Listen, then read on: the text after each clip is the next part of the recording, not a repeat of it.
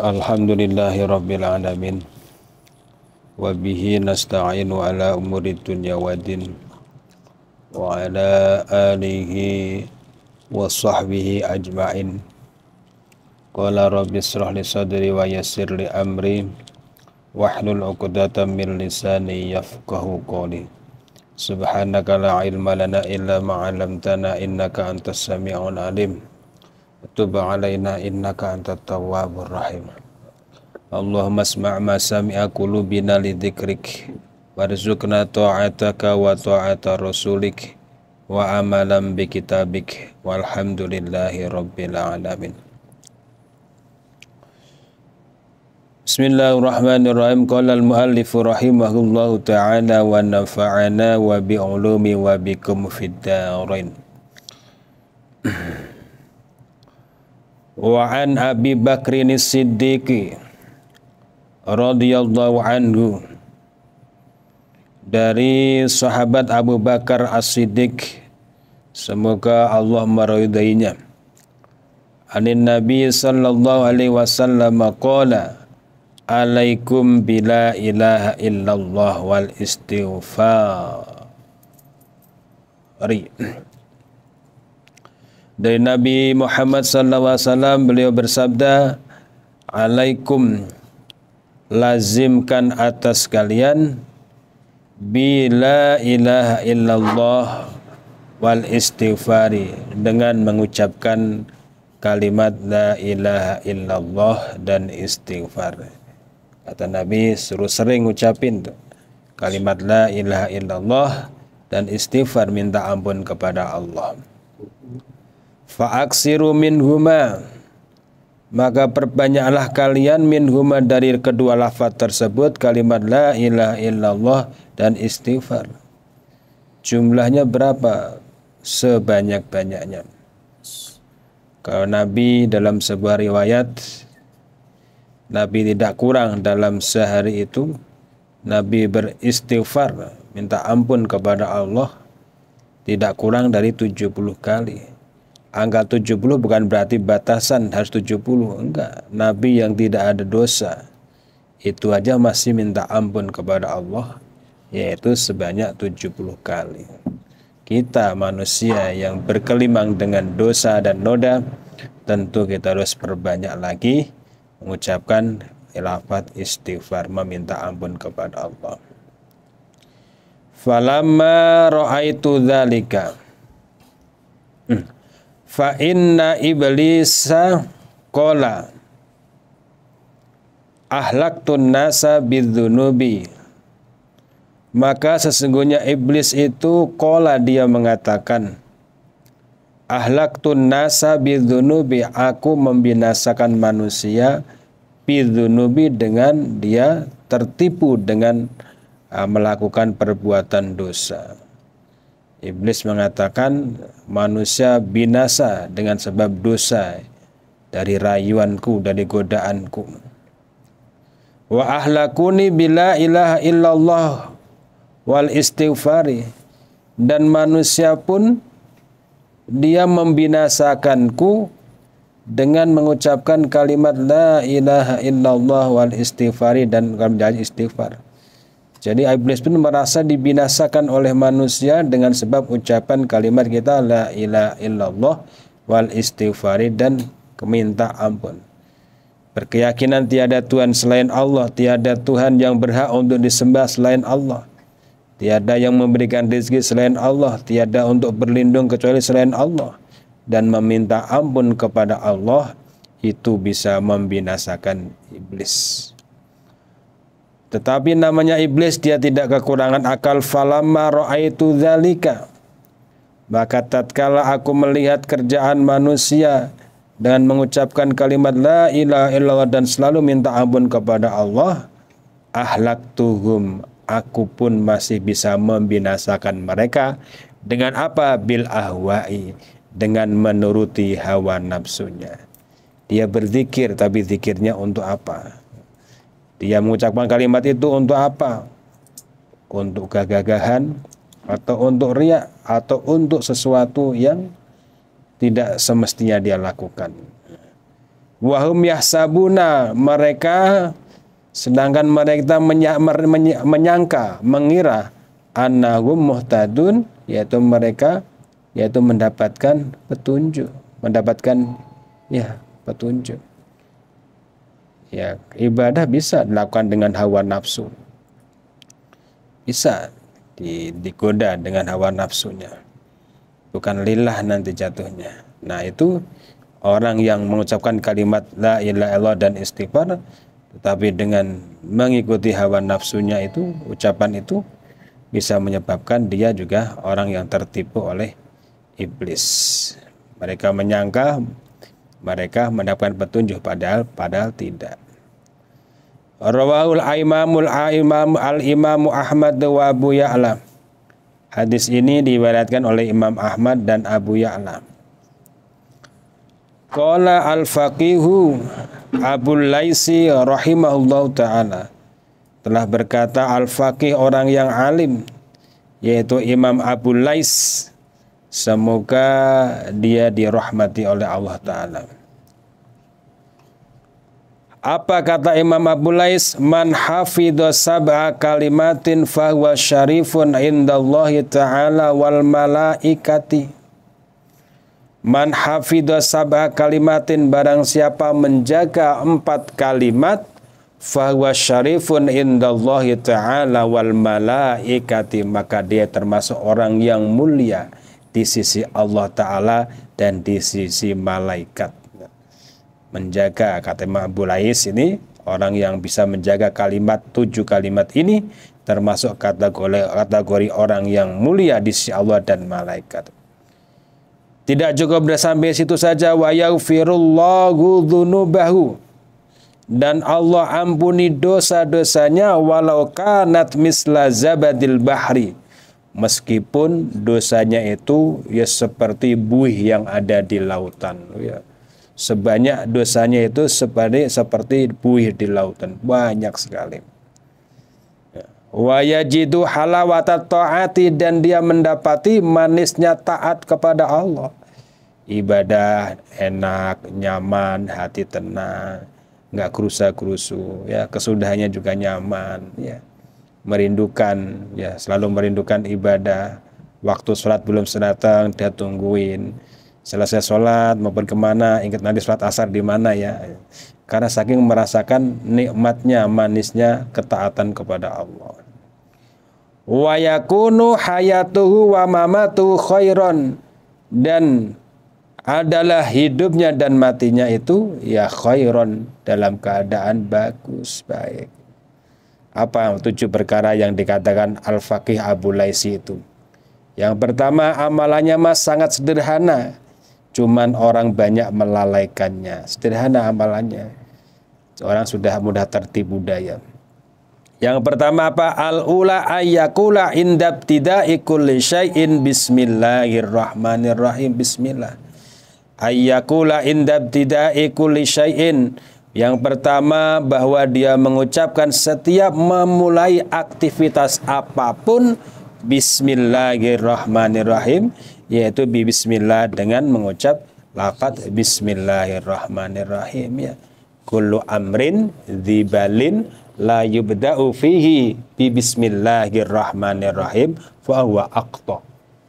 Setiap perkara yang memiliki unsur kebaikan, yang memiliki nilai-nilai kebaikan, kalau dia tidak dimulai dengan lafaz bismillah, fa huwa aqta, maka dia akan terputus. Apa terputusnya? Terputus keberkahannya, ya. Ajdam, aqta ay ajdam, terputus keberkahannya, ya. Mau duduk baca bismillahirrahmanirrahim, jadi amal soleh. Mau makan, mestinya hanya sebatas menghilangkan rasa lapar, baca bismillah, niat makan untuk ibadah. Wah, jadi amal soleh, ya, berkah semuanya. Mau berangkat, bismillahirrahmanirrahim, ya. Apa, mau nyetir berangkat lagi, bismillah. Yang mau minum, bismillah. Waduh, subhanallah. Makanya benar juga tuh kata Imam Abu Lais itu, dia akan mulia di sisi Allah dan malaikat, dosanya diampuni, ya. Ya, karena zikirnya itu selalu basah dengan kalimat-kalimat thayyibah ya. Di antaranya bismillah ketika dia mulai setiap sesuatu aktivitas apapun yang ada nilai unsur baiknya. Kalau unsurnya bukan baik ya jangan. Mau nonton konser Coldplay baca bismillahirrahmanirrahim. Jangan. Ya, iya, sesuatu ya. Iya, menonton sesuatu yang nggak ada manfaatnya ya itu. Biasanya joget bismillah. Wisma Tunggu baca bismillah nggak boleh juga. Apa ya? Wisma Tunggu baca bismillah. Kan niatnya mau refreshing betulnya Bol. Di sono gangguannya di sono, bukan di sini. Wasaniyatu ayyakula inda faraghi kulli syai'in alhamdulillah. Yang kedua, bahwa dia mengucapkan ketika setelah selesai dari aktivitas apapun, alhamdulillah. Dia ngucapin alhamdulillah. Kadang ngucapin bismillahnya ingat, makan setelah kenyang udah nikmatnya alhamdulillahnya lupa. Ya. Ya. Jadi alhamdulillah ringan ya. Pokoknya selesai baca alhamdulillah. Mulai aktivitas bismillahirrahmanirrahim. Waduh, subhanallah. Wasalisatu ayyakula idza jaro ala lisani ma la ya'nihi astaghfirullah ya. Wasalisatu dan bermula yang ketiga ayyakula bahwa dia mengatakan idza jaro ala lisanihi apabila yaitu terlanjur melakukan atau mengucapkan sesuatu oleh lisannya, mengucapkan apa mala yakni sesuatu yang tidak ada kemanfaatannya, ngobrol ngacap ngalor ngidul, nyinggung ngomong orang, akhirnya ghibah, ngomong yang lain dan sebagainya, tidak dia sadari, astagfirullahaladzim. Ngucapin astagfirullah. Awalnya mah baik ngomongnya, lama-lama kemana-mana ngomongin yang enggak. Astagfirullahaladzim. Kenapa saya ngomong seperti itu? Iya, dia. Jadi semua ditutup dengan kebaikan. Ya. Mulai dengan kebaik, sesuatu yang baik. Ada yang sesuatu yang tidak manfaat dari lisannya yang dia ucapkan, dia ngucapin astagfirullah. Ya Allah, kenapa saya melakukan itu? Astagfirullah. Indah pokoknya begini mah dah, nikmat itu. Warabiatu kata Imam Abu Lais, orang yang bisa menjadi mulia di sisi Allah dan malaikat. Warabiatu ayyakula idza arada fi'lan insyaallah ya. Yang keempat bahwa dia mengucapkan apabila dia menghendaki sebuah pekerjaan, mau melakukan aktivitas, kamu bisa ngerjain ini apa enggak? Ya bisa. Jawabnya enggak bisa gitu. Jawabnya insya Allah. Besok kamu bisa ini enggak, ngerjain ini enggak? Insya Allah. Jangan insya Allah dong, yang pasti dong. Ya, kalau sebagai seorang muslim itu insya Allah itu udah maksimal. Cuman salahnya kita insya Allah itu digunakan untuk sesuatu ya sebagai menghindar, untuk menghindar. Tapi insya Allah itu kalimat yang maksimal. Bagi seorang muslim itu udah kalimat yang udah maksimal, nggak ada kata-kata lain, nggak ada kata kepastian. Maka suatu ketika Nabi dalam surat Al-Kahfi itu diceritakan bahwa Nabi pernah ditanya tentang kisahnya Dzulqarnain. Wahai Nabi, kalau engkau memang Nabi, coba ceritakan kisah tentang Dzulqarnain. Nabi mengatakan, iya, besok akan saya jawab. Nabi ngomong, iya, besok saya jawab. Besok datang, wahyu nggak turun. Wah, Nabi udah gelisah, udah panas dingin. Ditegur sama Allah, ya, sudah ngucapin insya Allah jika Allah menghendaki. Itu besok kamu tugas di BNI. Insya Allah, Pak. Gitu. Oh iya, siap. Insya Allah. Jadi insya Allah siap. Insya Allahnya jangan ditinggalin. Itu kalimatnya pendek. Bismillah, alhamdulillah, astagfirullah. Ini udah kalimat kita setiap hari-hari nih. Cuman kita suka lupa, enggak kita istiqomahkan gitu. Tapi kadang-kadang kalimat itu juga banyak digunakan oleh orang-orang. Iya, jadi nanti gini, kalau digunakan oleh orang dalam arti tanda kutip non muslim, ya kalimat itu ya tidak akan nilai apa-apa, ada nilai apa-apa. Jadi nanya amal ya amal biasa, seperti kemarin saya omongkan bahwa amal ada 3, amal soleh, amal salah, ya amal-amal aja, amal-amalan aja. Ya, ketika yang ngucapin syaratnya amal soleh di antara apa? Ya ada iman dulu. Iman sama Allah. Maka dibuktikan dengan apa? Mengucapkan Bismillahirrahmanirrahim. Iman kepada Allah, ya dia bertauhid, ucapin kalimat la ilaha illallah Muhammadar Rasulullah, dan aktivitasnya dilanjutkan dengan kebaikan-kebaikan. Syaratnya di situ harus ada iman. Syarat masuk surga di anda juga ada iman dan amal soleh. Amal doang, amal baik doang, amal soleh doang, nggak ada iman, ya nggak ada artinya imannya itu. Sama ketika orang ucapin insya Allah, alhamdulillah, bismillah, tapi dia tidak beriman kepada Allah. Tidak beriman berarti dia tidak percaya adanya Allah. Kan gitu kan? Ya, buktinya apa? Ya dia tidak mengakui Allah dan tidak mengakui nabinya, ya seperti itu. Jadi ungkapan ya bahasa omong kosong aja. Nggak ada nilai dan manfaat apapun. Bahkan dia ketika dia melakukan saya juga puasa, saya juga puasa kok. Ya nggak ada artinya puasa dia. Ya syaratnya puasa di antara harus adanya dia Islam. Wal khamisatu ayyakula idastaqbala ilai fi'lun makruhun la haula wala quwata illa billahil aliyyil azim. Yang kelimanya bahwa dia mengucapkan apabila menghadapi kepadanya pekerjaan yang sangat berat. Ini kerjaan berat amat ya Allah, sulit amat ya Allah. Ya, ucapin apa? La haula wala quwata illa billah. La haula tiada daya untuk meninggalkan maksiat, wala quwatan dan tiada kekuatan untuk melaksanakan ketaatan illa billahil aliyyil azim, kecuali pertolongan Allah yang Maha dan Maha. Tidak ada yang bisa membantu kekuatan ini ya Allah. Tidak ada yang bisa menggerakkan, bisa menyelesaikan masalah ini ya Allah, illa billahil aliyyil azim. Indah jadi kan, jadi semua diserahin sama Allah. Udah jalin aja lah. Berat-berat kerjaan ya bismillah, ya la haula wala quwata illa billahil aliyyil azim. Makanya kalimat la ilaha illallah termasuk ghirasul jannah, tanaman surga. Tanaman surga ada kalimat la ilaha illallah. Wasadisatu ayyakula idza asabathu musibatun innalillahi wa inna ilaihi rajiun. Yang keenam, bahwa dia mengatakan apabila dia tertimpa oleh suatu musibah apapun, ya, ucapin inna lillah, kita ini sesungguhnya kita adalah milik Allah, wa inna ilaihi rajiun, dan sesungguhnya kita ini adalah akan kembali kepada Allah. Ya. Wasabiatu terakhir, la yazalu yajri ala lisanihi fil laili wan nahari. Yang ketujuh, bahwa senantiasa berlaku di atas lisannya dia itu fil lail, waktu malam, wan nahari, dan waktu siang. Apa? Kalimatul la ilaha illallah, bibirnya selalu basah, la ilaha illallah Muhammadur Rasulullah, Muhammadur Rasulullah. Ya, bibirnya intinya enggak kering. Kering bukan karena kurang air jus, kering karena